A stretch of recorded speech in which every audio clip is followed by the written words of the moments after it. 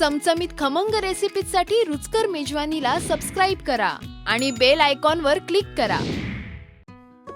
Starters आपण order करायचं ठरवलं रेस्टॉरंटमध्ये आणि ते पण चायनीज, तर आपल्या डोक्यात पहिलं काय येतं?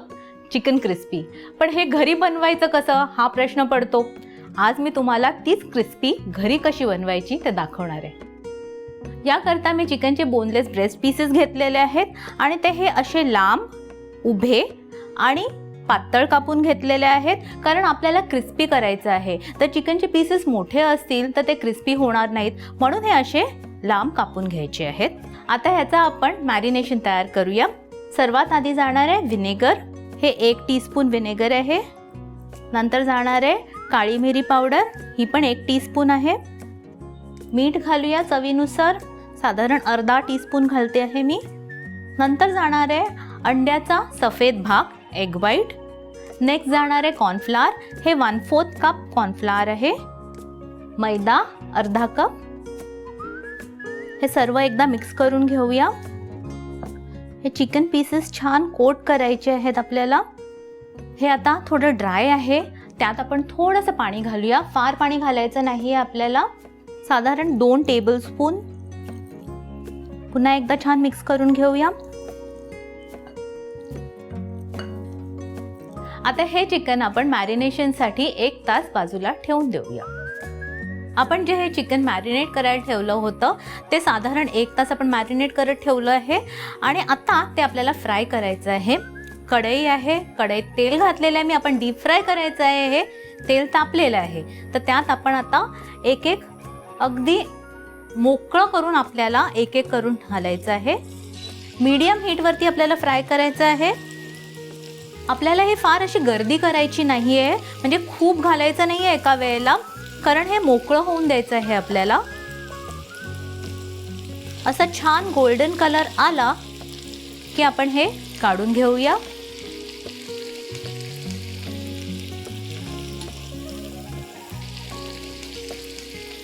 आता हे सर्व चिकन आपलं तळून झालेलं आहे. हे काढून घेऊया आपण.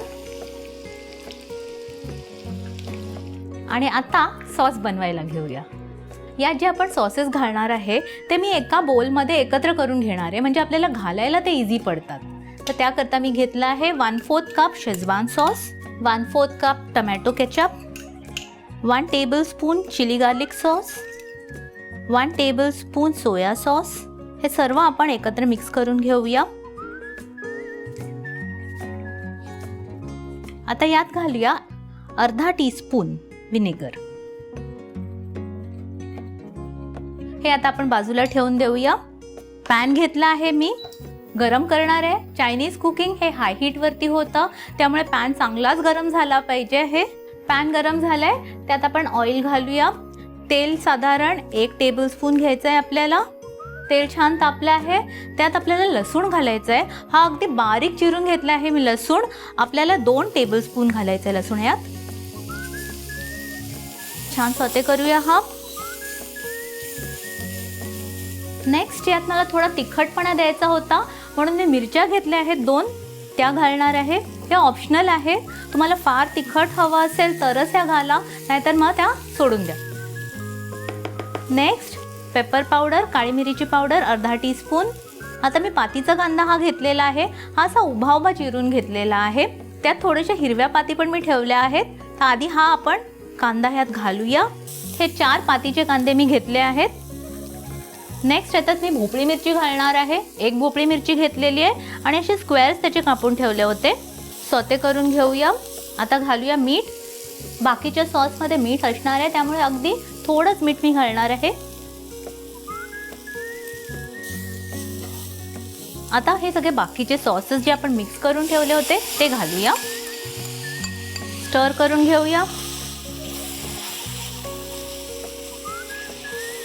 आता ह्याला थोडासा स्वीटनेस द्यायला मी अर्धा टीस्पून साखर घालणार आहे. मिक्स करूया. आता या सॉसला आपल्याला थोडं थिक करायचं आहे, त्याकरता मी घेतलं आहे 2 टेबलस्पून कॉर्नफ्लॉवर. त्यात मी थोडं पाणी घालणार आहे, साधारण 1/4 कप. मिक्स करूया. हे गुठळ्या होऊन द्यायच्या नाही आहेत. आणि आता हे आपण आपल्या सॉसमध्ये घालूया. मिक्स करून घेऊया. हा सॉस छान थिक होणार आहे.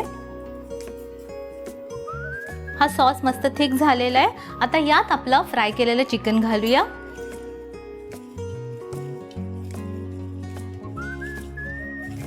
आता या चिकनला आपण या सॉसने छान कोट करून घेऊया. हे झाले आपले चिकन क्रिस्पी रेडी. ह्याला आपण गार्निश करूया पातीच्या कांद्याने आणि आता आपण हे सर्व करून घेऊया. पाहिलं ना किती सोपी रेसिपी आहे ही.